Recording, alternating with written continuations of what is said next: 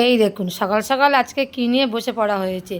দুটো বেশ বড় বড় সাইজের নারকেল আমার হাজব্যান্ডকে দিয়েই ভালো করে ছাড়িয়ে নিচ্ছি। আর এই দেখুন নারকেলগুলো ছাড়ানোর পর আবার বেশ ভালো করে একটু দা দিয়ে কুরে কুরে দিচ্ছে। এই দেখো এগুলো এইভাবে নারকেলগুলো ছাড়াতে কিন্তু বেশ ভালোও লাগে। আর এই ছোবড়াগুলো কিন্তু খুব কাজে লাগবে। নারকেল গাছের কোনো অংশই কিন্তু বাদ যায় না। এই ছোবড়াগুলো দিয়ে যেমন গদি তৈরি করে, আর এখন তো বিভিন্ন রকম মেটেরিয়াল উঠেছে গদি তৈরি করার জন্য। এগুলো আমি সংরক্ষণ করে রেখে দেবো। আমাদের 12 মাস তো পূজা হয়, তাই ঠাকুর ঘরে ধুনো দেওয়ার জন্য। তারপরে এই দেখুন নারকেলগুলোকে নিয়ে মিক্সার মেশিনে ভালো করে কুড়ে নেওয়া হয়েছে, সেই জন্য এইরকম কালারটা হয়েছে। আলাদা করে কুড়ুনি দিয়ে কুড়ে নিলে কিন্তু সেটা তো অন্যরকম হয়ে যেত। তারপর কড়াইটা বসিয়ে দিয়েছি, দিয়ে তারপর নারকেল কোড়াগুলো দিয়ে দুটো তেজপাতা তার সাথে ছিঁড়ে দিলাম। দিয়ে কয়েকটা এলাচ আমি একটু থেঁতো করে নিয়েছিলাম, নখ দিয়ে ফাটিয়ে নিয়েছি। এলাচের গন্ধটা কিন্তু সব কিছুতেই ভালো লাগে। আর অল্প একটুখানি দুধ এখানে ছিল, ওই 1 পাওয়া মতন দুধ। দুধ দিয়ে কিন্তু যে কোনো সন্দেশ করুক বা নাড়ু করুক সবটাতে কিন্তু বেশ ভালো লাগে। দুধের একটা আলাদা ফ্লেভার আছে। দিয়ে এবার আমি এই নারকেল নাড়ুটা কিন্তু সম্পূর্ণ আখের গুড় দিয়েই করব। দেখেছেন তো, এই আখের গুড় দিয়ে করলে কিন্তু বেশ একটু টেস্ট হয়, আর এটা আলাদা একটা সেন্টও বেরোয়, আর খেতেও কিন্তু খুব ভালো লাগে। চিনি দিয়েও করা যায়, চিনিটা একটু ক্যারামেল করে পুড়িয়ে নিলেও এরকম হবে, কিন্তু আখের গুড় দিয়ে খেতে কিন্তু বেশি ভালো টেস্ট হয়। এই সব কিছু দিয়ে তারপর আমি এটাকে অনবরত নাড়তে থাকবো, যাতে কড়াতে ধরে না যায়। আর দুধ, এলাচ, তেজপাতা, তারপর এখানে আখের গুড় সব একসাথে বেশ ভালো করে মিশে যাক। আর এইভাবে কড়াতে অনবরত নাড়তে নাড়তে কিন্তু এটাকে বেশ একটু আঠালো মতন ভাব নিয়ে আসতে হবে। এই দেখুন কতটা পরিমাণ আস্তে আস্তে কমে গিয়েছে। আর এই দুধের জলটা, নারকেলের জলটা সব কিন্তু আস্তে আস্তে শুকিয়ে যাবে এই কড়াতে। আর এই নাড়ু কিন্তু আমাদের যে কোনো পুজো আচ্চাতেই হয়। ঠাকুর ঘরের পুজো আচ্চা, গোপালের প্রিয় নাড়ু।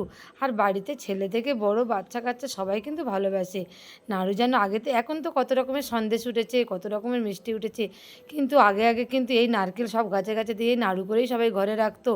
যে কোনো কুটুম বাড়িতে পাঠাতে গেলে এই নাড়ু, বাড়ি থেকেও এলে তাকে নাড়ু দিয়ে জল দেওয়া। এই নাড়ুটা কিন্তু আমাদের বাঙালিদের কাছে একটা ওতপ্রোতভাবে একটা মিষ্টি সন্দেশ। আর এই ঠাকুর ঘরে যে কোনো পুজো আচ্চাতে বলুন, তাতে কিন্তু নাড়ুটা অবশ্যই দিতে হয়। জন্মাষ্টমীর সময় যেমন আমরা নাড়ু করি, লক্ষ্মী পুজোর সময় নাড়ু করি, যে কোনো পূজাতেই কিন্তু এখন নাড়ু আমরা বয়ম ভর্তি করে করে রেখে দিই। 3-4 দিন ধরে দুর্গা পূজা হচ্ছে, কালী পূজা হচ্ছে, তখন কিন্তু এই নাড়ুগুলো দিতে হয়। এই পুরো শুকিয়ে গিয়েছে, কড়াই গায়ে থেকে নামিয়ে নিয়ে এই থালার মধ্যে আমি একটু ঠান্ডা করতে দিলাম। পুরো গরমে তো হাতটা দেওয়া যায় না।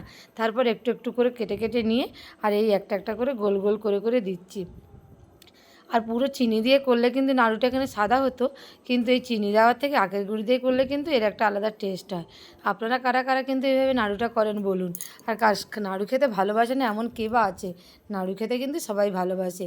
আর এই একটা একটা করে নাড়ুগুলো আমি করে নিচ্ছি। এখন কোনো পুজো আচ্চা নেই, অসময়, কিন্তু আমাদের ছেলেমেয়েরা সবাই ভালোবাসে। আমার বোনই আবার এখানে থাকে না, আপনারা তো জানেন, সে উড়িষ্যায় থাকে। তাকে আমি আবার 1 কুটো করে পাঠিয়ে দিয়েছি, সে এসেছিলো কদিনের জন্য। তারপরে বাড়িতে আমার ছোট ছেলে আছে, মেয়ে আছে, তারাও খাবে। এই দেখুন আপনাদের সাথে গল্প করতে করতে কিন্তু আমার বেশ অনেকগুলো নাড়ু কিন্তু হয়ে গেল।